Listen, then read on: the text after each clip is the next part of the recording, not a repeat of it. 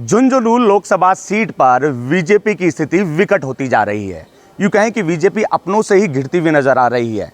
झुंझुनू से बीजेपी की ओर से शुभकरण चौधरी को मैदान में उतारा गया है, तो उनके सामने कांग्रेस के बृजेंद्र ओला है, जो लगातार कद्दावर नेता रहे हैं, विधानसभा चुनाव भी जीतते हुए आए हैं। बृजेंद्र ओला का जिक्र करें तो ये सचिन पायलट गुट से आते हैं। अब शुभकरण चौधरी का हम जिक्र करते हैं। शुभकरण चौधरी को विधानसभा चुनाव में हार का सामना करना पड़ा था, लेकिन एक बार फिर शीर्ष नेतृत्व, यूं कहें कि बीजेपी के शीर्ष नेतृत्व की ओर से शुभकरण चौधरी पर विश्वास जताया गया और उन्हें झुंझुनू लोकसभा सीट से उतारा गया। लेकिन जैसे ही शुभकरण चौधरी को उम्मीदवार बनाया गया, विरोध के स्वर तेज हो गए। यूं कहें कि अपनों से ही कहीं ना कहीं बीजेपी घिरती हुई नजर आ रही है। पहले राजेंद्र राठौड़ ने उनका जिक्र किया, पैनल में उनको शामिल किया, उसके बाद शीर्ष नेतृत्व को रिपोर्ट आगे भेजी और उनके नाम पर मोहर लगी। लेकिन वहीं स्थानीय जो पदाधिकारी थे, स्थानीय नेता थे, वो शुभकरण चौधरी के विरोध में उतर गए थे। यहाँ तो एक तरफा विरोध साफ तौर पर शुभकरण चौधरी के लिए देखने को मिल रहा था, लेकिन दूसरा जिक्र करें राजेंद्र गुड्डा का।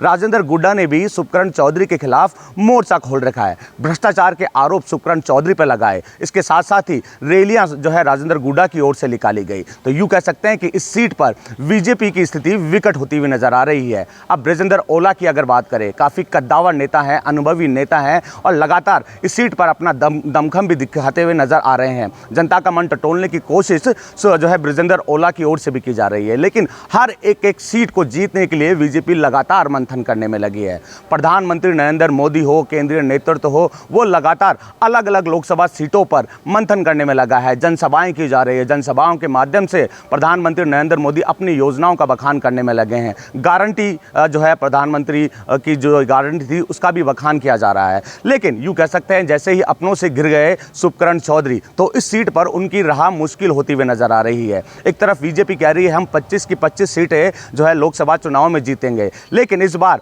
अलग अलग दल को साथ लेकर जिस तरह कांग्रेस चल रही है, सीकर में भी जो है गठबंधन हुआ, इसके बाद नागौर में भी गठबंधन हुआ और बांसवाड़ा में भी जिस तरह गठबंधन हुआ और बगावत पर उतरे, कांग्रेस के उम्मीदवारों को निष्कासित कर दिया 6 साल के लिए। लेकिन शुभकरण चौधरी की राह इतनी आसान नहीं दिख रही है। विधानसभा चुनाव में तो हार का सामना करना ही पड़ा था, लेकिन अब लोकसभा सीट को जीतने के लिए एड़ी चोटी का जोर बीजेपी लगाने में लगी है। एक तरफ विरोध के स्वर लगातार तेज होते जा रहे हैं। राजेंद्र गुड्डा लगातार जनता के बीच सभाएं कर रहे हैं, रैलियां निकाल रहे हैं और शुभकरण चौधरी पर भ्रष्टाचार के आरोप लगा रहे हैं। जिस तरह राजेंद्र गुड्डा शुभकरण चौधरी को घेरने में लगे हैं, इससे ये कह सकते हैं कि बीजेपी की राह आसान नहीं दिख रही है और कांग्रेस को मजबूती जरूर मिल रही है, क्योंकि बृजेंद्र ओला वो चेहरे हैं, जब सभा होती है तो हजारों की संख्या में भीड़ उनकी सभाओं में देखने को मिलती है। चाहे सचिन पायलट के करीबी माने जाते हो, सचिन पायलट ने जब बगावत की थी, उस वक्त जब जनसभा की थी, तो वहां पर बृजेंद्र ओला के साथ हजारों की संख्या में उनकी कार्यकर्ता मौजूद रहे थे। अब यूं कह सकते हैं कि मजबूती तो कांग्रेस को मिल रही है और बीजेपी कहीं ना कहीं एड़ी चोटी का जोड़ इस सीट से लगाते हुए दिख रही है। बसंत पांडे, TV9 जयपुर।